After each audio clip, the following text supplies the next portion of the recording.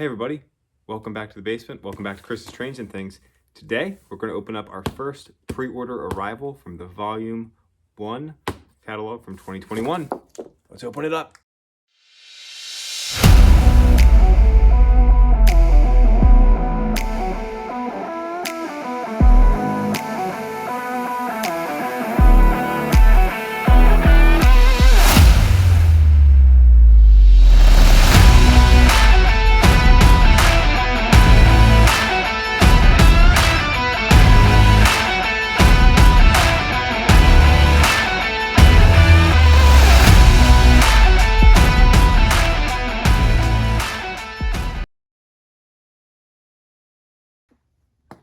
All right, viewers, so it is November, which typically means that it's the time of the year when we start to see that influx of deliveries from Lionel.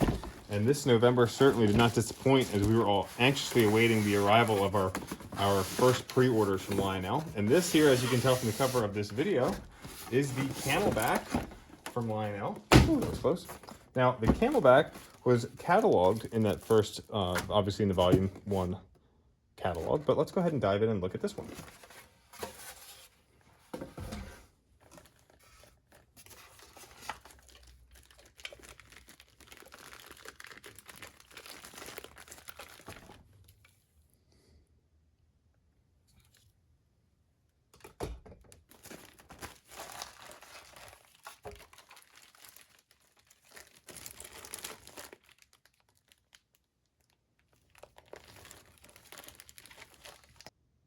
So this is certainly a great little model. The color on this thing is fantastic. It's such a unique looking locomotive.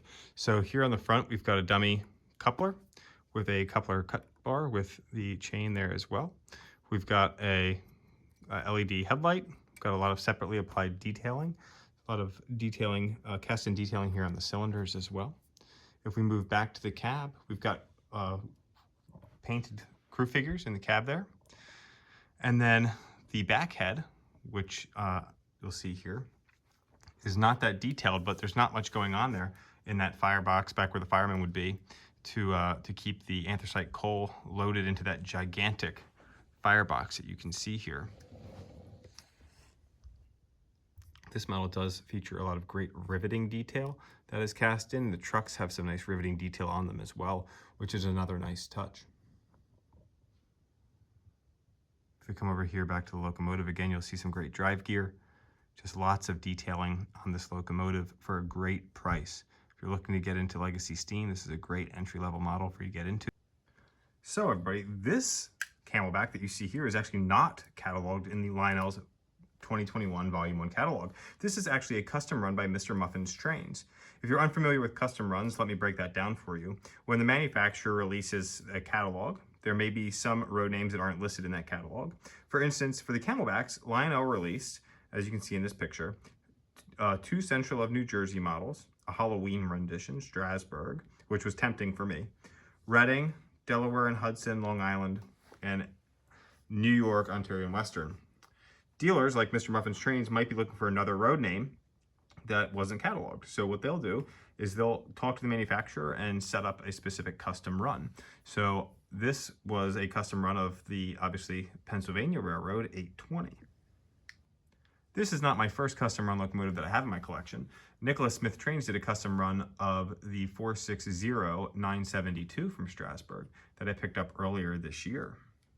Now, I didn't pre-order this model. Mr. Muffin usually has a few extras on order and continues to take orders until his stock is completely sold. I was fortunate enough to secure one before he ran out. I don't believe there's any more of these models left. However, you could check out Mr. Muffin's website to see. So let's briefly talk about the prototype, and then we're going to fire this little guy up and run him around the layout. The Camelback type locomotive was developed in the 1800s, but for today's history, we'll focus on the 10-wheeler type that we have here. The first 460 type Camelback was actually developed around 1877 from the research that I was able to do, and was considered a success due to its fuel savings and the engine's efficiency that it was created. Due to the initial success, the Reading and other railroads around that area purchased more. The regional distribution of Camelbacks was purposeful, as this is where anthracite coal was found, and the main source of fuel for the Camelback. The design is due to the large firebox the engine needed to burn anthracite coal. The size of the firebox would have forced the engineer not to be able to see out the front of the locomotive.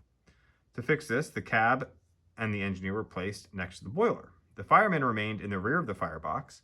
However, this didn't provide them with a whole lot of safety or reprieve from the elements.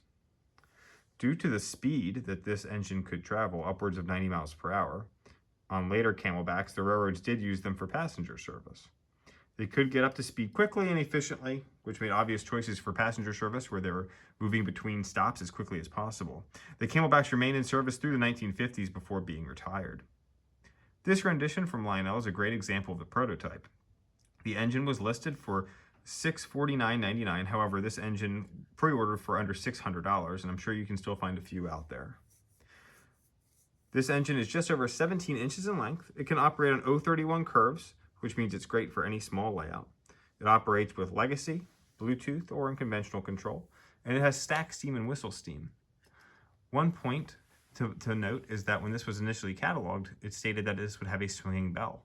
It does not have a swinging bell. That was an error in the catalog. So just beware if you're looking for something with a swinging bell and expect this to have it, it will not.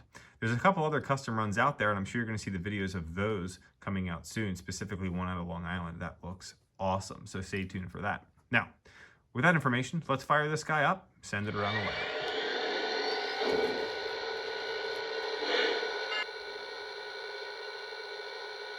Dispatcher, we're ready. Is it okay to pull? Over.